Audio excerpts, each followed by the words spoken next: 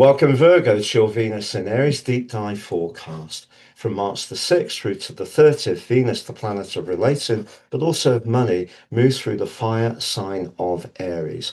We could look at Venus in Aries in isolation, but I'm going to show you your adventure on screen because if we look at the big picture, there are other planetary influences, including your ruler Mercury, which are going to be influential over the next few weeks. I'm also going to share with you the upcoming aspects. By the end of the video, you'll have a clear picture of what you can expect around your finances, but also around your connections by the 30th of March. I'm astrologer Patrick Arundell. A very warm welcome. If you've yet to subscribe, please do so now. So Venus in Aries for you is the 8th house. Venus is technically debilitated in the sign of Aries because the ruler of the sign is Mars, which is very much about passion, but also initiation, making things happen quickly. Venus rules two zodiac signs, your fellow Earth sign, the sensual Taurus, and Venus here gives us an appreciation of good food, good wine, but also that closeness in an intimate context, but also of everyday money. Its rulership of Libra, very much about relating, partnerships, and harmony, is a communicational influence and it's about balance. So Venus being opposite the ruling sign of Libra means that here she's very much up for making things happen off her own bat. And that brings a different dimension to bear, but also a very exciting one. So Venus for you in the 8th house can be a very deep, a very intense, a very passionate influence, but also a very transformational one. But also it can be about desire, but desire that's very compulsive, and it could be about a big ticket item as much as getting closer to someone you encounter.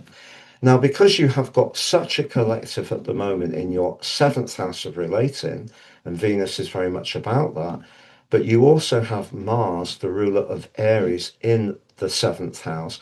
Mars is giving you more encouragement to be bolder if there's someone you like, but also if you're in a relationship to set a firmer boundary. So Venus moving here could see what has been a developing relationship get much closer, particularly if both of you can invest in the relationship in a very full-hearted way.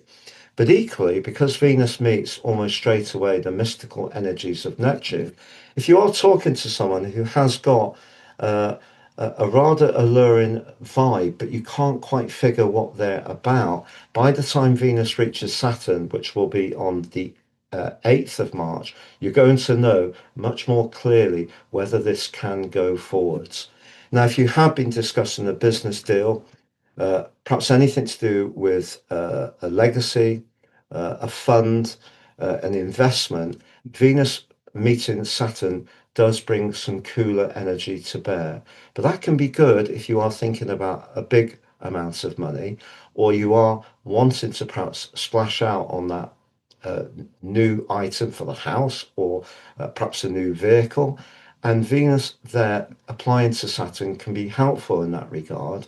But also, if we're trying to connect to someone, we might start to feel where there are some differences.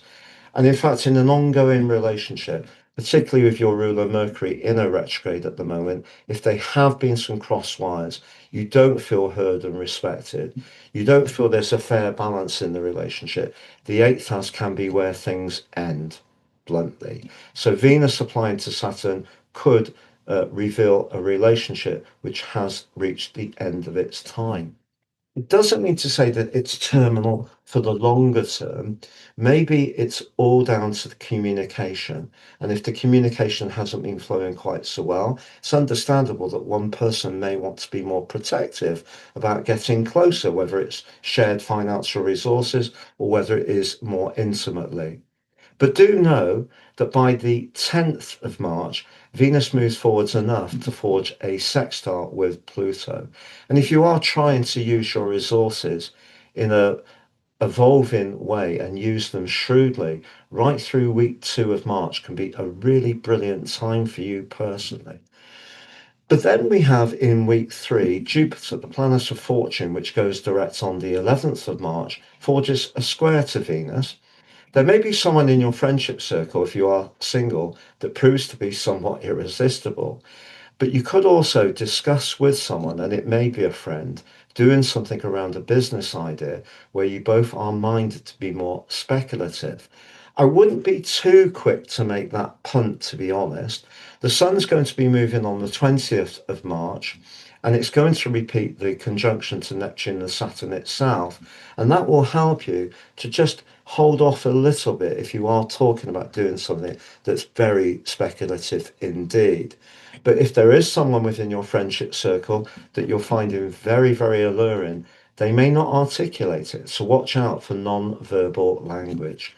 By the end of March, Venus is going to be applying to Chiron in the 8th house in Aries. Now, Chiron has been in Aries full time since February 2019. It's very much about identity in Aries, but for you, the 8th house is your identity when you are intimate.